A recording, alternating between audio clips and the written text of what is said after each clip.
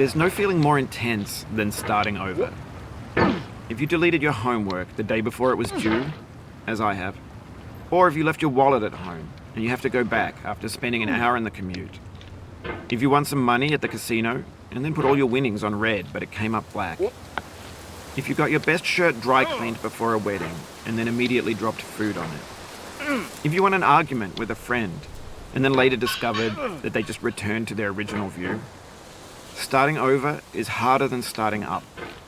If you're not ready for that, like if you've already had a bad day, then what you're about to go through might be too much.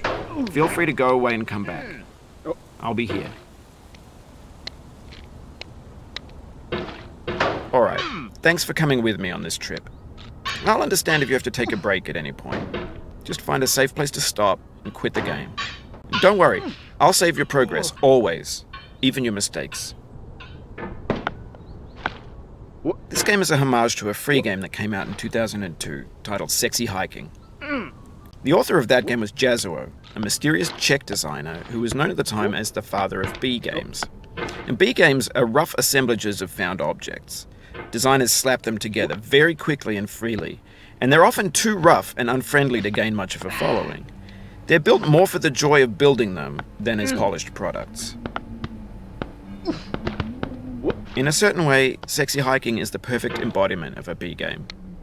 It's built almost entirely out of found and recycled parts, and it's one of the most unusual and unfriendly games of its time. In it, your task is simply to drag yourself up a mountain with a hammer. And that act of climbing, in the digital world or in real life, has certain essential properties that give the game its flavor. No amount of forward progress is guaranteed. Some cliffs are too sheer or too slippery.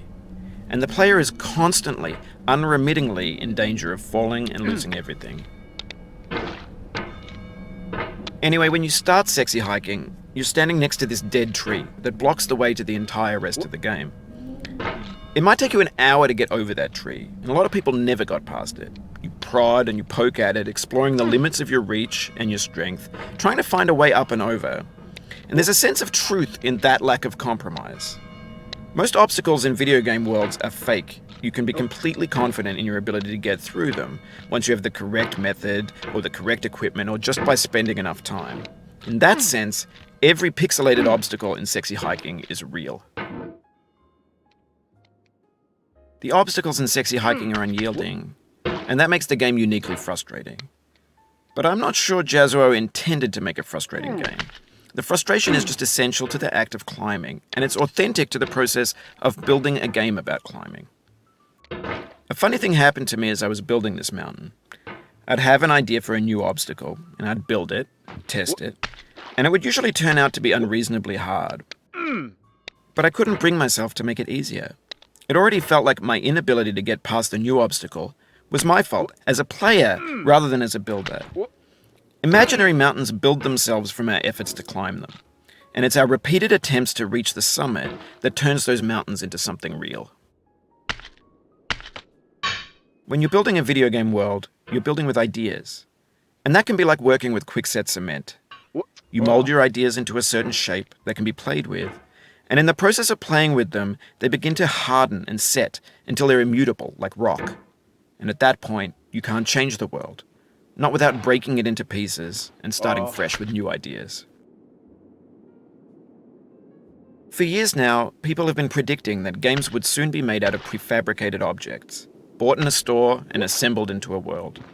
And for the most part, that hasn't happened, because the objects in the stores are trash. I don't mean they look bad or that they're badly made, although a lot of them are. I mean they're trash in the way that food becomes trash as soon as you put it in the sink.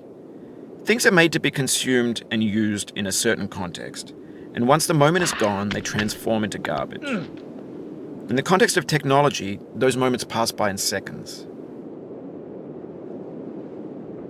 Over time, we've poured more and more refuse into this vast digital landfill that we call the internet. It now vastly outnumbers and outweighs the things that are fresh and untainted and unused. When everything around us is cultural trash, trash becomes the new medium, the lingua franca of the digital age. And you can build culture out of trash. But only trash culture. B games, B movies, B music, B philosophy. Maybe this is what digital culture is. A monstrous mountain of trash, the ash heap of creativity's fountain. A landfill with everything we ever thought of in it. Grand, infinite, and unsorted. There's 3D models of breakfast, Gen X's fanfic novels, scan magazines, green screen Shia LaBeouf, banned snuff scenes on LiveLeak. Facebook's got lifelike bots with unbranded adverts and candid shots of Kanye and Taylor Swift mashups, car crash epic failed GIFs, Russian dashcam vids, discussions of